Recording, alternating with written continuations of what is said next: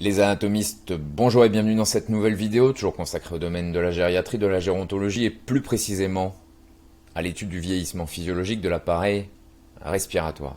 Je me présente, je m'appelle Pierre, je suis préparateur sportif de formation et de métier, je suis également étudiant en kinésithérapie. Dans les précédentes vidéos, nous avions étudié le vieillissement physiologique au niveau de la peau et des fanères, mais aussi du métabolisme. Donc je vous renvoie à ces précédentes vidéos pour avoir plus de spécificité quant à ces systèmes. Aujourd'hui, vous l'aurez compris, nous allons étudier l'appareil respiratoire. Qu'est-ce qu'on va pouvoir noter chez les patients gériatriques, chez les personnes âgées? En premier lieu, une atrophie de la musculature respiratoire. On va noter une diminution de la force des muscles respiratoires et une faiblesse des muscles abdominaux qui ont un rôle dans la respiration. Je vous rappelle qu'on a un muscle respiratoire principal, qui est le diaphragme, ici présent, et vous avez une belle représentation d'une atrophie au niveau du diaphragme entre l'image gauche et l'image droite. Mais vous avez aussi des muscles accessoires qui vont aider à l'expiration ou aider à l'inspiration, notamment pour de l'expiration forcée ou de l'inspiration forcée. Alors, on va retrouver le sternocleidomastoïdien, les scalènes, le petit pectoral, le transverse du thorax, le dentelé antérieur, le diaphragme et les intercostaux, externes-internes. Au niveau de l'inhalation, on a le sternocleidomastoïdien, le scalène, le petit pectoral, le dentelé antérieur et l'intercostal externe. Et pour l'expiration, on va retrouver le transverse du thorax et l'intercostal interne, ainsi que les abdominaux qui vont nous aider à expulser l'air. Ensuite, nous allons pouvoir noter une réduction de l'élasticité de la cage thoracique, avec un phénomène de raideur et de calcification des cartilages. La calcification, ce sont des microcristaux calciques qui viennent au niveau des articulations et au niveau du cartilage. Dans la cage thoracique, nous avons pendant l'inspiration une augmentation du volume de la cage thoracique avec une contraction du diaphragme, et pendant l'expiration une relaxation du diaphragme et une réduction du volume de la cage thoracique, comme vous pouvez le voir ici et ici. Bien sûr, ces mouvements du thorax vont être permis par des articulations, puisque la zone thoracique, par ses structures osseuses, est assez immobile. Donc heureusement qu'on va retrouver ces différentes articulations qui vont permettre l'expansion ou la réduction du volume de la cage thoracique. Donc on va retrouver entre les côtes des articulations avec les cartilages, et entre les cartilages et le sternum également des articulations qui vont pouvoir bouger pendant les mouvements d'inspiration et d'expiration. Mais également d'un point de vue postérieur, nous avons des articulations entre les vertèbres et les côtes, entre le corps vertébral et les apophyses transverses des vertèbres thoraciques.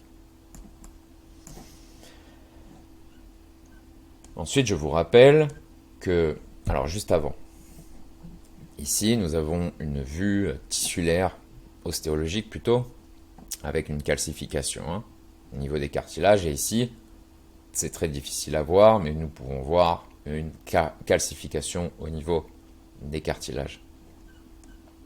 Alors ce qu'on note dans une courbure normale, souvenez-vous, c'est une lordose cervicale, une syphose thoracique, une lordose lombaire, une syphose sacrée.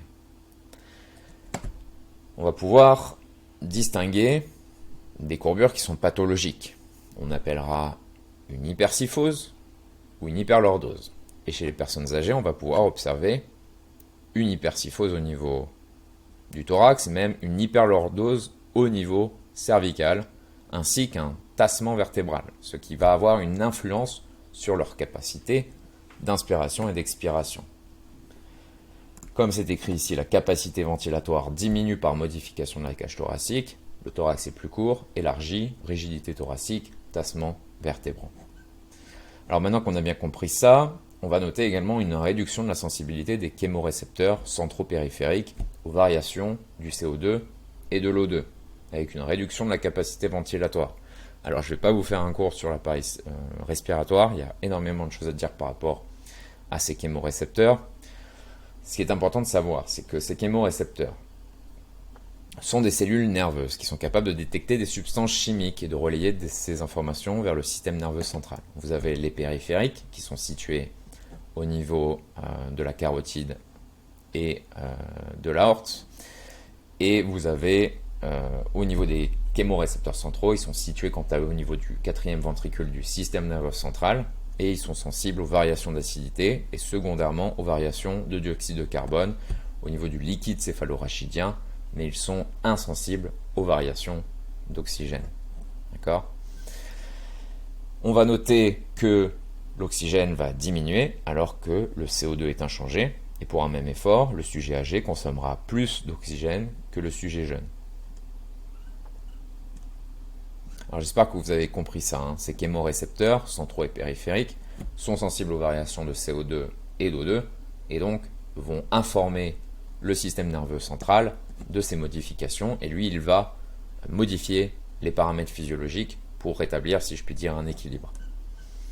Ensuite, on va pouvoir noter une perte de fibres élastiques et fibrose des capillaires artériels, ce qui va entraîner moins de diffusion entre les alvéoles et les capillaires. Donc ici, les alvéoles pulmonaires sont de minces sacs fibreux, ici présents, qui prolongent les voies respiratoires où vont se dérouler les échanges gazeux avec le sang, d'accord, aux extrémités des bronchioles. L'oxygène qui arrive de l'environnement extérieur pénètre dans les alvéoles. Ici, on va avoir un échange gazeux entre l'O2 et le CO2 qui est rejeté par les tissus. Voilà, alvéoles, capillaires. Ici, une autre représentation. Et donc, cette perte de fibres élastiques et cette fibrose des capillaires artériels va empêcher une bonne diffusion entre les alvéoles et les capillaires. Ensuite, je vais vous parler de la réduction du nombre et de l'activité des cils épithéliaux. C'est un sujet que je maîtrise moins. Alors si je me trompe, j'ai trouvé ça sur un cours de médecine, donc normalement, il ne devrait pas y avoir d'erreur. Mais je vais juste vous lire le texte parce que je l'ai moins étudié. Donc si je fais des erreurs, n'hésitez pas à m'en informer dans la zone commentaire. Donc on a une réduction du nombre et de l'activité des cils épithéliaux. Au niveau de l'épithélium, des voies respiratoires. Laissez-moi vous montrer un schéma. Ici, on a la trachée et on a les cils épithéliaux. Alors, on a pris le cas du tabac, mais c'est un peu la même chose. Le tabac provoque une réduction du nombre et de l'activité des cils épithéliaux. Donc au niveau de l'épithélium des voies respiratoires, notamment de la trachée des bronches, les cils permettent l'élaboration de ce qu'on appelle un escalator mucocilié ou mucocilié. Le battement des cils de la trachée permet la remontée du mucus vers la glotte, où il est par la suite mélangé à la salive et avalé ou éventuellement recraché. Et cet escalator joue un rôle d'immunité innée en constituant une barrière physique contre l'entrée d'agents infectieux. Et donc on parlera de clearance mucocillaire des bronches qui va diminuer. Et comme les bronches du sujet âgé sont plus sécrétantes, ceci va favoriser l'encombrement. Alors je sais pas, je suis en train de me demander s'il y a vraiment un lien entre les deux là. J'ai un petit peu de mal, si quelqu'un peut m'aider, ce serait avec plaisir. Ensuite, un second sujet que je ne maîtrise pas, c'est la diminution de la taille et du nombre des glandes muqueuses bronchiques que j'ai également trouvé dans un cours.